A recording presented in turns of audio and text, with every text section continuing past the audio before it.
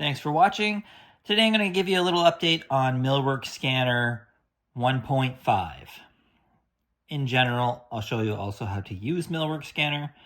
There's 3 tabs here at the bottom. We have the Settings tab, the Capture tab, and the Clients tab. So in general, you go Capture, and then when you're trying to retrieve the information, you're into the Clients tab. We've added a few new features in this version where in the Settings tab, before you could do this as well, but now you can enable your screen recording and you can include that in the zip file. Before you were able to attach the zip file directly to Mosaic, but because we're adding all these different things within that zip now, you have to extract that zip and use the .edf file and use that as the laser import into Mosaic. As you can see here, you have your preferred software. You can also include the OBJ export regardless of what software you have. So you can have the Mosaic export, for example, and the OBJ export, which is handy for retrieving some of the different information in there. Next, you can enable the casing width offset. So if you have, for example, a 2.5-inch casing, I usually just set this to 2.5 and then forget it. It does make the scans a little bit more accurate because the scan system typically picks up the interior corners of the doors, and this way you're able to grab that exterior casing. If you do add this screen record to your zip file, it's a big file. It's about it could be, depending on how long your scan is, it could be 100 megabytes, it could be 250 megabytes.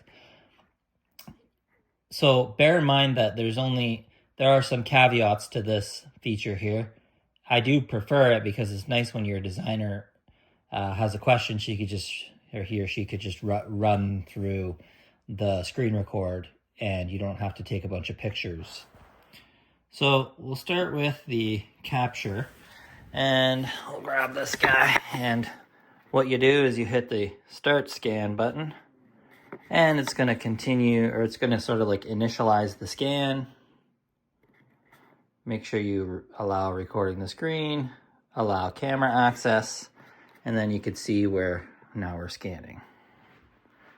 And just keep going from floor to ceiling and floor to ceiling until you start to see the system start to grab the wall dimensions and stuff. You'll see these little perimeter lines come out around the edges, and that's just grabbing the dimensions. And just go up and down, sort of like you're painting a picture of the room.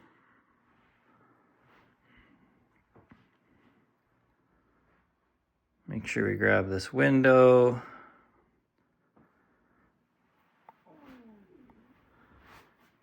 And then we grab this window.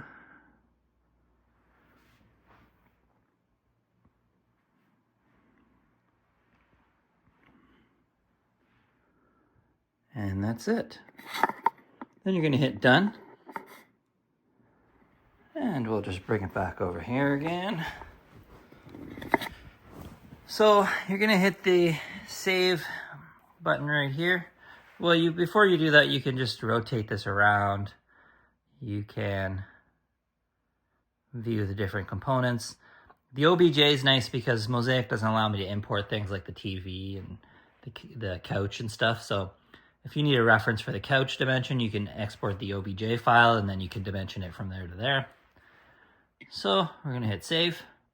It's going to bring up the same screen that happens on the Client tab, allowing you to add a new client or select from the list of the current clients. So I'm going to add a new client. Come on.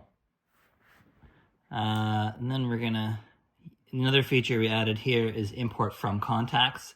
So if you hit that, you can select from your contacts and it'll automatically populate the information. Otherwise, just type that in manually. It will provide this information to whoever gets the zip file. And then these notes can be added as well. You can add different notes in here. I'm just going to save that and save your scan as a name. So I'm going to call this basement.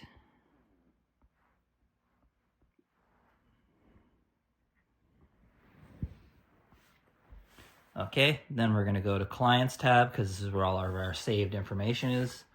And I'm going to click Bill Alexander.